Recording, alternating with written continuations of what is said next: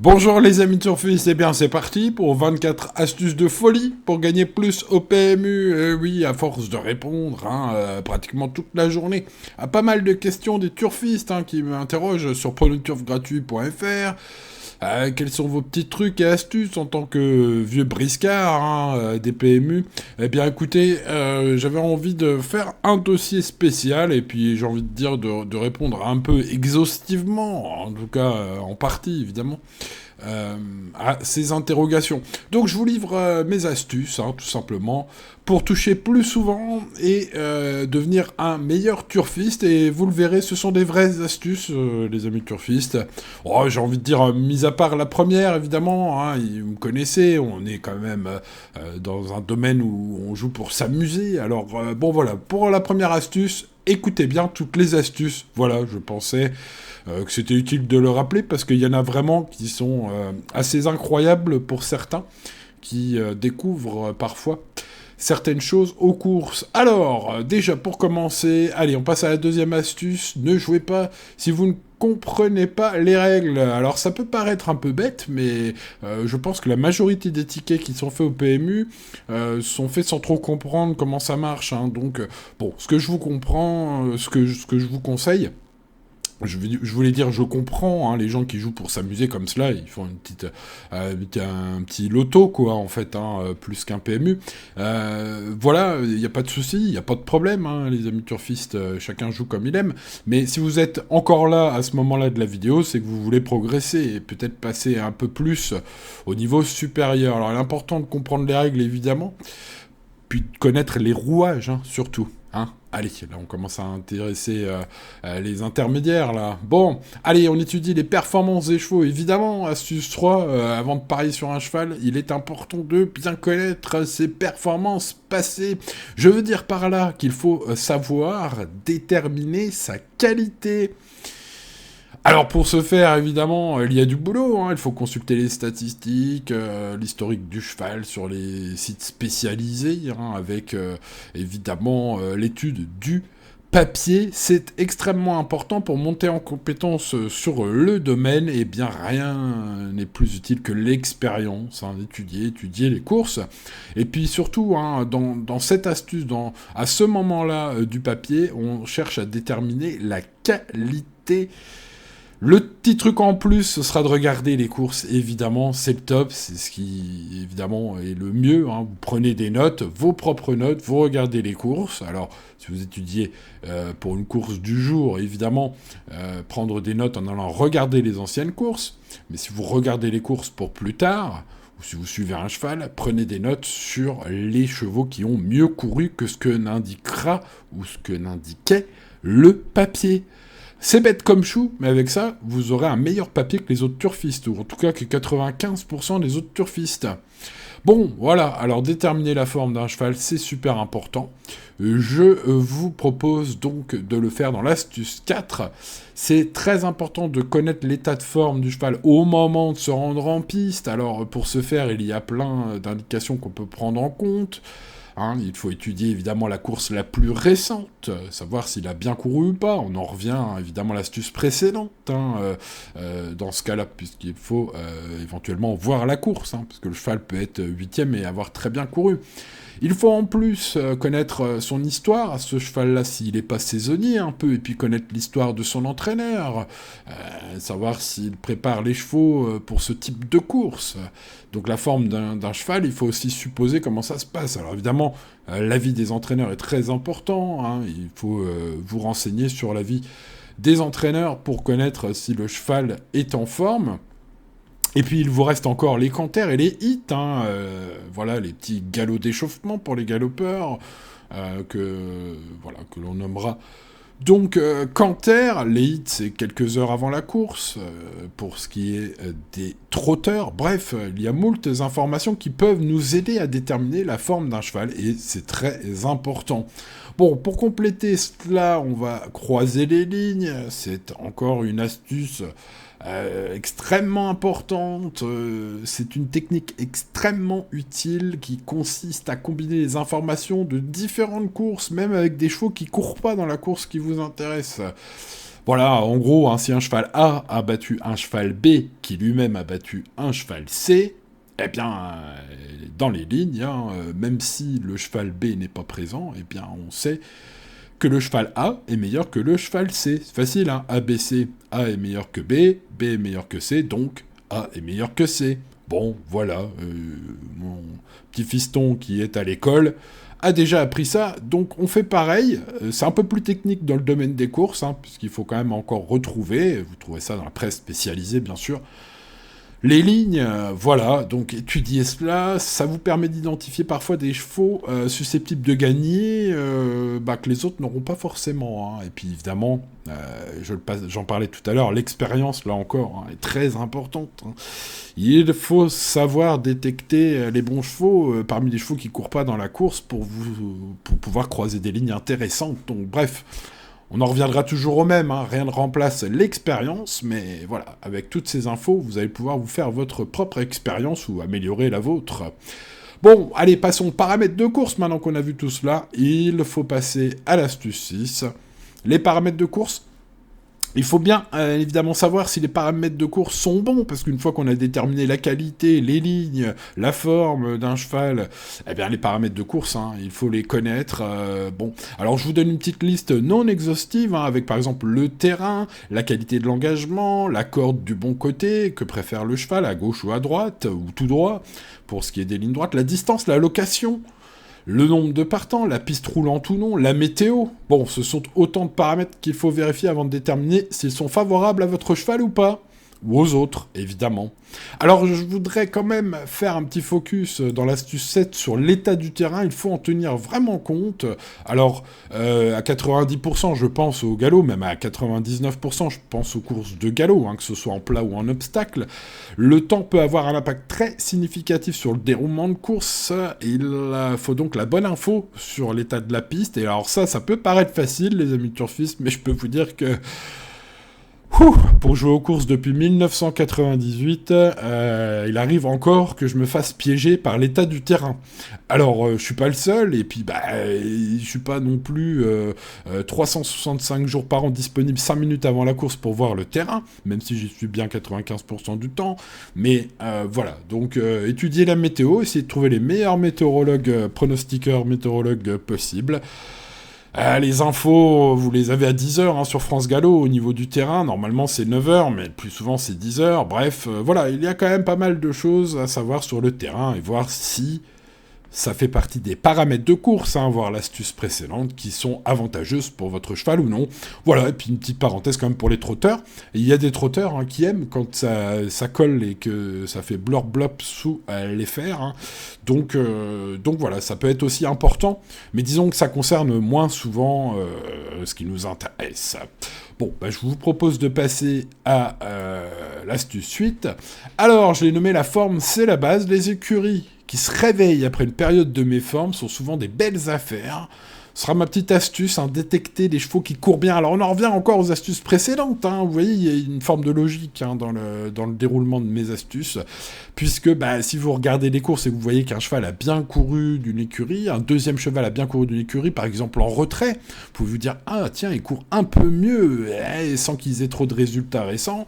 99% des turfistes ne l'auront pas détecté, et vous l'aurez détecté, ça vous permettra de toucher parfois des très très belles cotes. Ce sont donc des chevaux capables de surperformer par rapport à leur papier récent, j'ai envie de dire, par rapport à tous les autres paramètres qu'on a vus avant, et donc je vous conseille de faire grand cas hein, de cette astuce.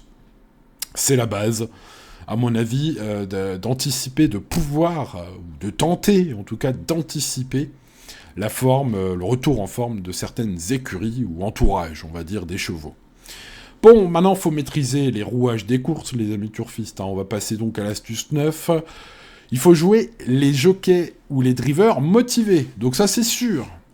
c'est certain, c'est une vraie astuce. Hein. J'ai lu sur un site que je ne citerai pas, il faut éviter de jouer tel jockey, il faut jouer tel numéro pair ou impair, bref, non, on est dans les vraies astuces. Alors pourquoi je suis sûr de ce que je vous dis? Tout simplement parce que les jockeys et les drivers, selon la discipline, hein, ont pour ordre, ce qu'on appelle ils prennent les ordres avant la course.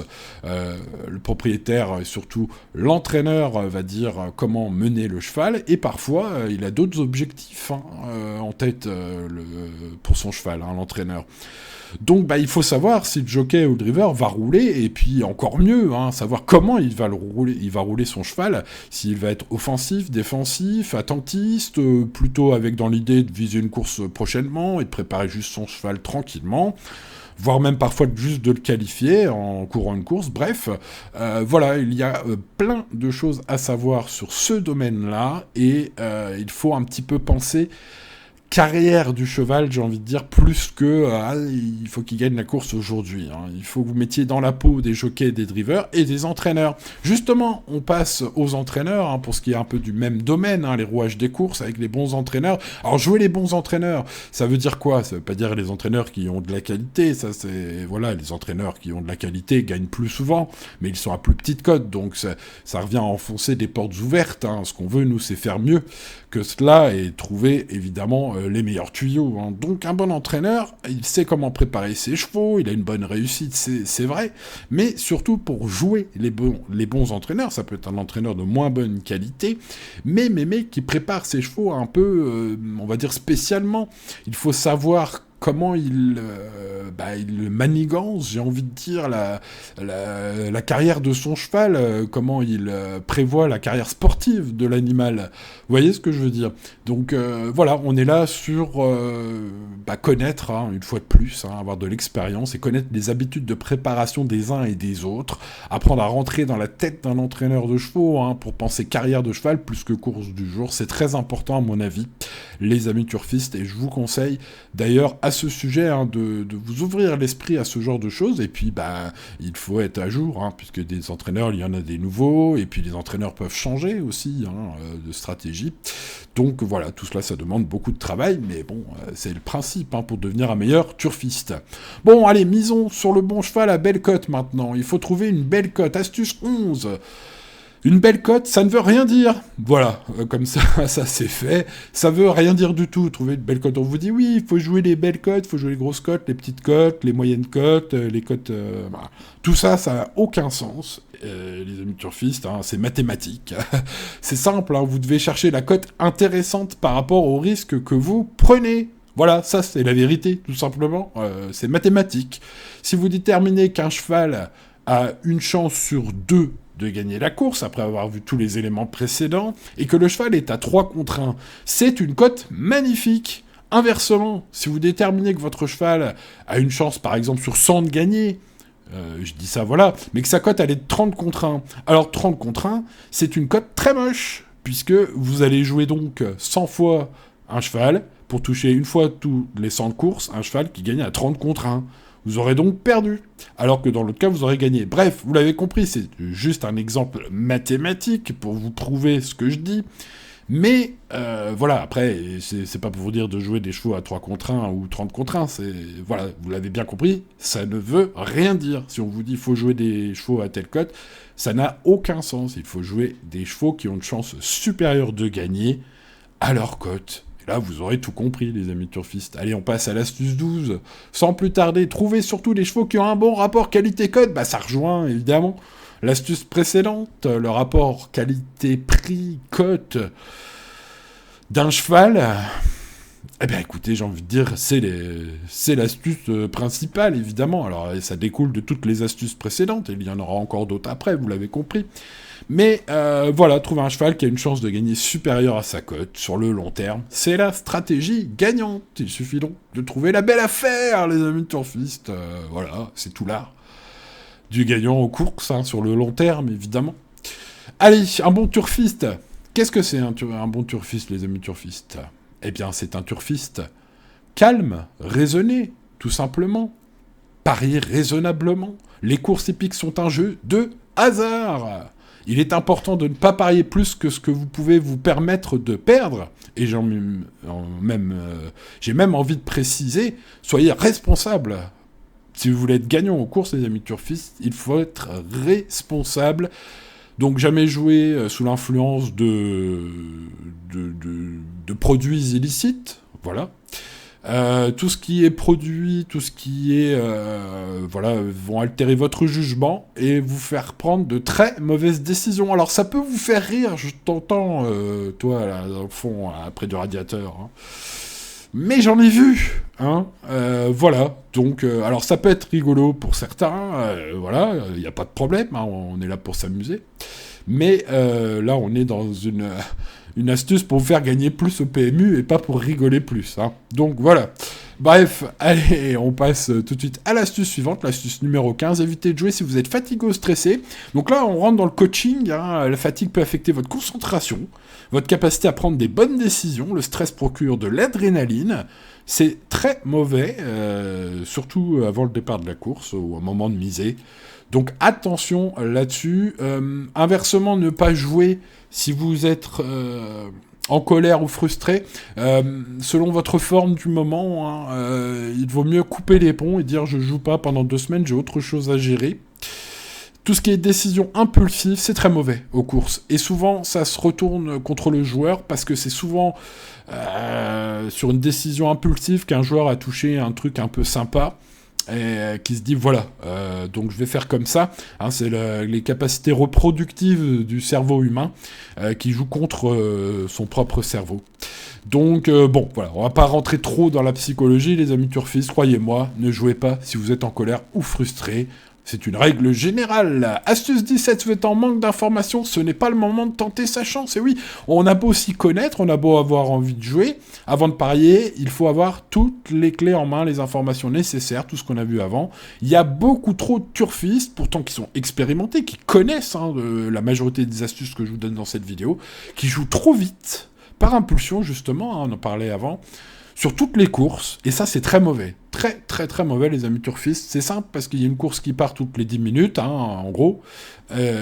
Si vous jouez toutes les 10 minutes, vous avez donc 9 minutes, même pas, parce que des fois les courses durent 5 minutes, vous avez 5 minutes pour étudier la course. Je vous garantis que même si vous êtes un incroyable intellectuel, que vous avez une expérience incroyable des courses des chevaux, en 5 minutes, vous n'avez pas le temps de connaître tout ce qu'il faut connaître avant de parier sur un cheval. Allez, on passe à l'astuce 18, le conseil du pro. Jouez moins souvent, mais visez la bonne course que vous aurez pu étudier à fond. Voilà, ça rejoint l'astuce précédente, tout simplement, et ça vous fera gagner beaucoup d'argent, cette astuce, croyez-moi. Astuce 19, faut être sûr de son coup. Bon, voilà, hein, vous voyez, c'est dans la progression des astuces précédentes. Donc, quand on est calme, qu'on est bien, qu'on est sûr de son coup, qu'on a bien tout étudié, eh bien, évidemment, il n'existe pas de coup sûr aux courses, hein, évidemment, mais vous gagnerez beaucoup plus souvent et vous ferez les meilleurs choix en respectant ces petites règles, ces astuces donc précédentes pour arriver au fait que vous êtes sûr que vous avez maximisé vos chances de faire les bons choix. Mais un joueur gagnant au PMU va encore plus loin que cela. Il consulte l'avis d'experts. C'est super important. Souvent, j'ai remarqué que les turfistes étaient assez perso. Hein. C'est-à-dire, ah, c'est moi, je le voyais, ah, je le vois, ah, je te l'avais dit. Ce genre de phrases, hein, qui sont vraiment des phrases qui polluent hein, le cerveau en général des gens, que ce soit dans le domaine de l'hippisme hein, ou d'autres domaines d'ailleurs. Voilà, nul, quel que soit son niveau d'expertise, nul n'a la science infuse, les amis turfistes. Et être un expert, c'est aussi écouter les autres experts et s'ouvrir à d'autres stratégies, à d'autres façons de voir les choses, de compléter son papier, de compléter ses infos aussi, hein, être curieux, avoir un maximum d'infos. Voilà, donc un site de prono ou d'infos hippiques est une aide précieuse pour gagner aux courses. Vous le savez, hein, je travaille sur pronotourgratuit.fr et j'aide beaucoup de turfistes à monter en compétences tous les jours, à essayer de leur faire découvrir non pas que des pronostics, mais aussi des façons de jouer mieux, tout simplement. Donc il faut étudier des pronostics fiables. Alors voilà, il y a pas mal de sites internet ou même voire de journaux. Hein. Maintenant, hein, l'intelligence artificielle, les robots, la hausse des coûts fait qu'il y a beaucoup de mes concurrents, et je le vois assez vite quand je regarde, utilisent beaucoup des robots pour faire des articles automatiques. Voilà, il y a beaucoup de gens qui ont perdu leur travail d'ailleurs à cause de cela. Bon. Voilà, alors étudier des pronostics fiables, c'est trouver des experts fiables. Alors voilà, ils peuvent être en forme, moins en forme, ils peuvent avoir du temps, moins de temps. Ça, c'est la vie, les amis turfistes. Mais quand même, détecter ceux qui sont là depuis longtemps, c'est déjà un bon tuyau, je pense. Donc essayez de détecter des personnes qui pourront vous aider, qui sont des experts. Voilà, à vous de trouver les meilleurs experts, bien sûr. Étudier les cotes, ça c'est une astuce les amis turfistes. Alors, ça rejoint tout ce qu'on a vu avant, parce qu'étudier les cotes, ça veut tout dire et rien dire. Puisque vous retrouvez devant le panneau des cotes, étudier les cotes, c'est des numéros, ça n'a aucun sens. Sorti de son contexte, étudier les cotes, ça n'a aucun sens, mais dans le contexte, avec toutes les astuces précédentes, une fois que vous savez tout sur la course, les paramètres, etc., toutes les astuces qu'on a vues avant, vous êtes en mesure et en capacité d'étudier les cotes. Alors j'ai quelques petites phrases comme ça que j'aime bien, c'est un peu mes marottes, il n'y a pas de fumée sans feu, l'argent ne ment jamais, il se trompe souvent, mais l'argent placé a toujours une signification, bref. Étudier les cotes, c'est vraiment très intéressant. Quand tout est réuni, que toute la presse donne un cheval, que tous les paramètres sont bons, et toutes les astuces qu'on a vues vous portent à croire que ce cheval a une super chance, qu'il est donné partout premier, que tout le monde ne jure que par lui, et que le cheval ouvre à 10 contre 1, eh bien vous pouvez le rayer. Pourquoi ? Parce que l'argent ne ment jamais, les amis turfistes, même s'il se trompe souvent, il ne ment jamais. Les cotes bizarres, dans l'autre sens, pour trouver des belles cotes. Un cheval qui n'a aucune chance. Vous avez tout étudié, il a aucune chance. Et il ouvre à 10 contre 1. Celui-là, c'est le bon coup, vous l'avez compris. L'argent ne ment jamais, mais il se trompe souvent, les amis turfistes. Mais pour pouvoir détecter et étudier les cotes, il faut vraiment, vraiment, vraiment être calé sur toutes les astuces précédentes. Allez, on va terminer cette vidéo, les amis turfistes, par quelques petites astuces, j'ai envie de dire un peu lifestyle. S'amuser, c'est ma règle numéro 1, ceux qui me connaissent le savent. J'ai d'ailleurs fait un papier où je me présente sur pronoturfgratuit.fr. Ça s'appelle Qui sommes-nous ? Vous l'avez en lien sur toutes les pages du site, c'est tout en bas dans le pied de page. Qui sommes-nous ? Vous savez, comme tous les sites, on a un Qui sommes-nous ? Eh bien, je me suis présenté, vous en saurez plus sur moi. Moi, mon but, c'est de m'amuser. Les courses épiques sont un jeu, c'est important de s'amuser, de ne pas perdre, de ne pas prendre les choses trop au sérieux. Les amis turfistes, une fois que vous l'aurez compris, vous commencerez déjà par perdre moins. Eh ben, perdre moins, c'est déjà un très bon début, parce que c'est quand même le premier pas vers gagner plus. Et il me semble que mathématiquement, d'ailleurs, ça veut dire un peu la même chose. Donc, l'état d'esprit, je pense que c'est quelque chose de très important. Et la forme, les amis turfistes, c'est vital. Le turf est un sport comparable, à mon avis, au marathon avec des sprints. Donc c'est assez terrible comme sport. Je ne sais pas trop avec quel autre sport comparer le turf, le fait de jouer aux courses. Mais en bref, il faudra une bonne forme physique, une bonne forme et une bonne force mentale. Ça jouera un rôle bien plus important que vous ne le pensez sur vos résultats. Faites du sport, passez du temps en famille, pensez à autre chose. Ça vous permet de revenir plus fort et mieux armé lorsque vous étudiez les courses. Et notamment pour suivre les 23 astuces précédentes. Allez, on va conclure les amis turfistes, évidemment, s'il est temps. N'oubliez pas que le hasard joue un rôle très important dans les courses hippiques. Même si vous suivez toutes les astuces que je viens de vous donner, il y a toujours une part de hasard dans les courses hippiques. Jouez responsablement et faites-vous aider si vous n'y arrivez pas. Voilà, les amis turfistes, tout simplement, c'était mes petites astuces. Voilà, vous me retrouvez bien sûr tous les jours sur pronoturfgratuit.fr, le site français 100% turf, il n'y a que du turf sur pronoturfgratuit.fr. Et je vous remercie, si vous voulez bien mettre un petit pouce sur la vidéo, n'hésitez pas à donner vos astuces, les amis turfistes, ce que vous pensez des miennes, dans la description de cette vidéo. Je vous remercie de votre fidélité depuis toutes ces années, et je vous souhaite bonne chance, il en faudra toujours un peu. Ciao, ciao.